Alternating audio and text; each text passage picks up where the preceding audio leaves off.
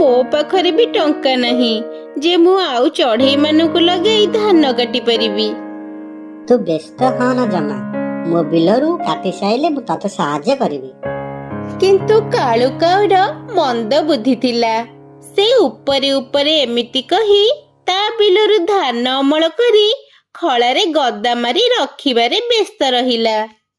ଏପଟେ ଗୋରି ବର୍ଷା ଜୋରେ ଆସିବାର ଦେଖି ଅଳ୍ପ ଧାନ କାଟି ମନ ଦୁଃଖରେ ଘରକୁ ଫେରିଲା।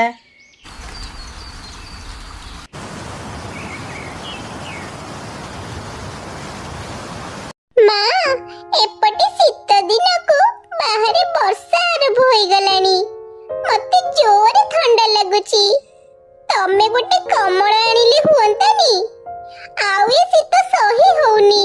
ମିମି, ମୁଁ କେତେ ଭାବିଥିଲି ଏ ବର୍ଷ ବିଲରେ ଭଲ ଫସଲ ହୋଇଛି।